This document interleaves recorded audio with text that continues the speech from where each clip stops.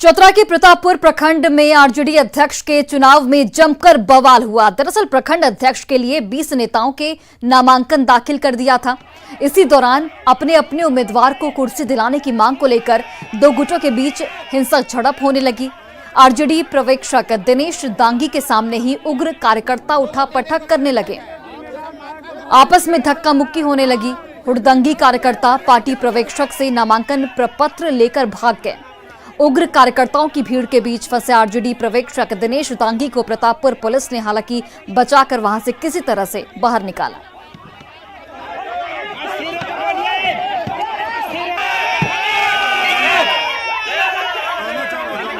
वो नहीं, तमाम आरजेडी के लोग थे और हमको लगता है कि जैसे मुस्लिम समाज से ज़्यादा जादव समाज के लोग थे और बहुत सारे समाज, जितनी भी समाज वहाँ प्रतापपुर की है। हमारा नामांकन पत्र भी वो लोग ले गए और जो सर्टिफिकेट पर्यवेक्षक के द्वारा, जिला पर्यवेक्षक लक्ष्मण यादव जी के द्वारा जो मुझे दिया गया था, वो भी ले करके चले गए।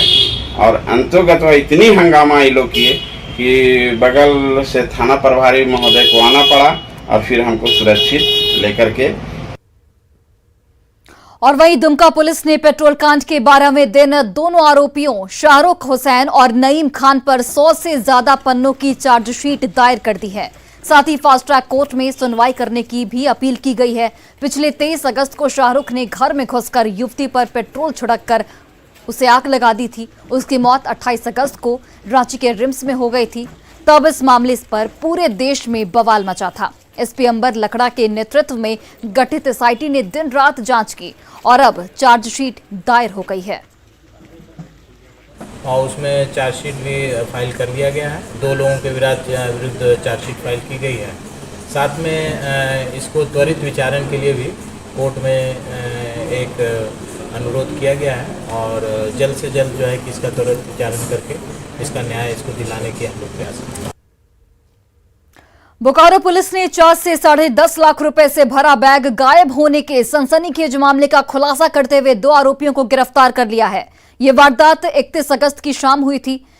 एयरटेल पेमेंट बैंक के कलेक्शन एजेंट प्रकाश सिन्हा जोदाडी मोड़ से गुजर रहे थे, जहां 10.5 लाख रुपए कैश से भरा उनका बैग गायब हो गया था। बोकारो पुलिस ने वारदात के 9वें दिन ही गुत्थी को सुलझा लिया और नकुल महतो और पिंकी देवी नामक दोनों आरोपियों को गिरफ्तार कर लिया गया है। उनके पास से लूट की रकम भी इस वक्त पुलिस ने बरामद कर ली है।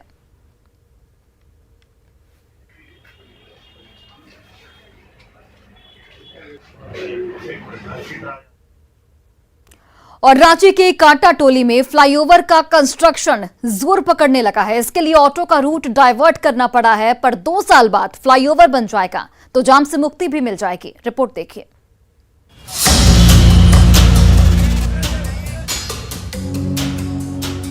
झारखंड की राजधानी रांची का प्रवेश द्वार यानी कांटा टोली, रामगढ़ और जमशेदपुर से आने वाला ट्रैफिक इसी रास्ते रांची में दाखिल होता है। पर संकरी सड़कों पर ट्रैफिक की सुस्त चाल मुसाफिरों का सिर दर्द बढ़ा देती है।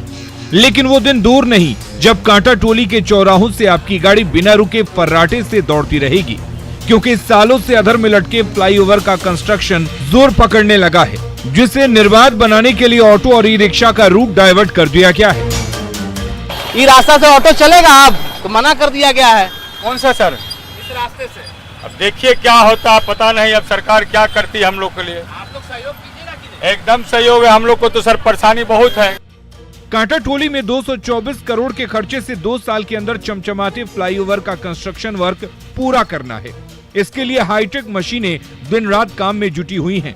बैरिकेडिंग के अंदर इस्पाती पिलर खड़े होने लगे हैं और बैरिकेडिंग के बाहर गाड़ियों का रैला सुस्त चाल से मंजिल की ओर बढ़ रहा है। लेकिन ये तस्वीर 2 साल बाद तब बदल जाएगी जब विशालकाय फ्लाईओवर खड़ा हो जाएगा। पर तब तक ट्रैफिक पुलिस के जवान मुसाफिरों के लिए रास्ता बनाने में डटे हुए हैं। तक आप लोग को ऑटो और ई रिक्शा को लेकर नहीं, अभी हमको रूट डाइवर्ट करने के लिए अभी हमको तो नहीं बोला गया है। अब हम लोग अपना स्कूल का ड्यूटी है, सुबह का स्कूल का ड्यूटी हम लोग कर रहे हैं। तो कांटा टोली चौराहे पर ट्रैफिक जाम का झंझट बस कुछ दिन की ही बात है, क्योंकि आपका सफर आसान बनाने के लिए फ्लाईओवर का निर्माण जो जोर शोर से चलने लगा है। अविनाश कुमार, न्यूज़ 18 रांची।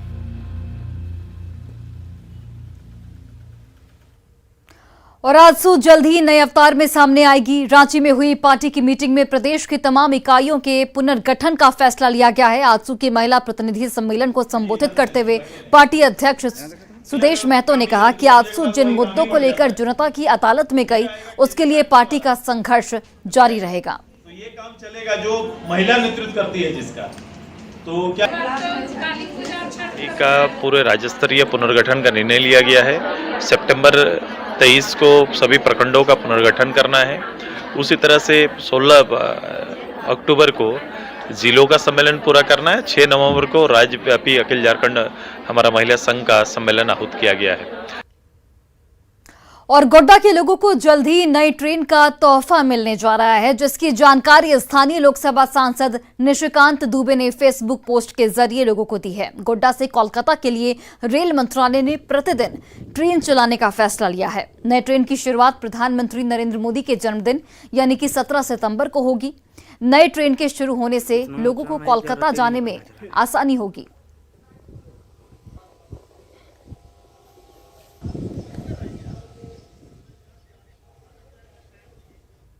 और बड़ी खबर आपको बोकारो से बताते चले, जहां पर सेक्टर 6 मोड़ के पास एक ऑटो आग के गोले में तब्दील हो गई।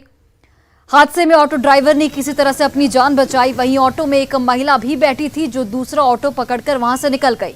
इस घटना के बाद से अफरा तफरी का माहौल रहा वहां पर, और देखते ही देखते ऑटो पूरी तरह जलकर खाक हो गया। ऑटो मालिक के मुताबिक ऑटो को नया मोड़ से सेक्टर 8 ले जाकर अपने घर पर वो लगाने वाला था, और इसी दौरान सेक्टर 6 मोड़ के पास बैटरी के टाइमर में शॉर्ट सर्किट के बाद आग लग गई। इस घटना के बाद पुलिस मौके पर पहुंची और मामले की छानबीन में जुट गई है। कैसे लगा था?